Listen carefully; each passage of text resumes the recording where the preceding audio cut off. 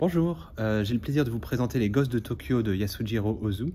Alors Ozu, on le considère souvent comme l'un des trois grands cinéastes de ce qu'on a pu appeler l'âge d'or du cinéma japonais, avec Kenji Mizoguchi et Akira Kurosawa. Lui, Ozu, est le spécialiste d'un genre qui est spécifiquement japonais, qu'on appelle le Shoshimin Eiga. Donc c'est un genre qui se focalise sur la vie de famille de la petite classe moyenne japonaise. Et parfois, c'est vrai qu'Ozu a la réputation d'être un peu plus dur d'accès que, par exemple, Akira Kurosawa. On l'a notamment considéré comme étant trop japonais, hein, comme s'il fallait véritablement une culture approfondie du Japon pour pouvoir apprécier ses films. Bon, je pense que c'est pas tout à fait vrai, et particulièrement pour ces films d'avant-guerre comme Les Gosses de Tokyo, qui est sorti en 1932, où on ressent véritablement l'influence notamment du cinéma américain, et en particulier de son réalisateur préféré, Ernst Lubitsch. Hein, et c'est vrai que Les Gosses de Tokyo, comme les films de Lubitsch, essayent d'atteindre cette profondeur dans la légèreté, hein, qui est spécifiquement lubitchienne. Ouais, donc on essaye de développer des thèmes très profonds, mais dans des films qui ont l'apparence d'être des petits films légers. Et d'ailleurs, on a souvent reproché à Ozu d'être pas suffisamment engagé, particulièrement à partir des années 60, hein, on leur reprochait d'être un peu conformiste. Bon, il me semble que c'est assez mal comprendre finalement le cinéma d'Ozu, et particulièrement son cinéma d'avant-guerre, hein, puisqu'on est évidemment dans une société, dans une période d'expansion impériale japonaise, donc à une période où on ne peut bien évidemment pas critiquer ouvertement le régime. Et ce que propose Ozu avec Les Gosses de Tokyo, c'est une vision, une représentation du monde des adultes vu du point de vue des enfants.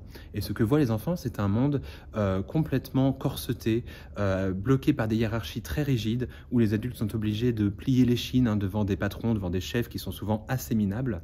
Donc c'est quand même un point de vue très critique. Et donc ces enfants, ils décident de se rebeller en faisant l'école buissonnière. Alors évidemment, Ozu n'est pas un révolutionnaire pour autant, hein, et on se doute que cette aventure de l'école buissonnière, elle ne va pas bouleverser la société. Mais dans tous les cas, c'est pas le projet d'Ozu. Hein, lui, c'est véritablement un cinéaste humaniste. Il est comme Jean Renoir, il pense que tout le monde a sa raison, et donc il ne va jamais opposer le point de vue d'un groupe contre un autre et dire qu'un groupe a raison là où l'autre a tort. Et dans Les Gosses de Tokyo, on comprend parfaitement le point de vue des adultes, hein, qui ont parfaitement raison de travailler, ne serait-ce que parce qu'ils ont besoin de subvenir aux besoins de leur famille. Pour autant, les enfants, eux aussi, s'organisent en bande. Hein. Les enfants, ils font société chez Ozu. Ce ne sont pas des exemples, hein, d'une vie naturelle, sauvage, si vous voulez.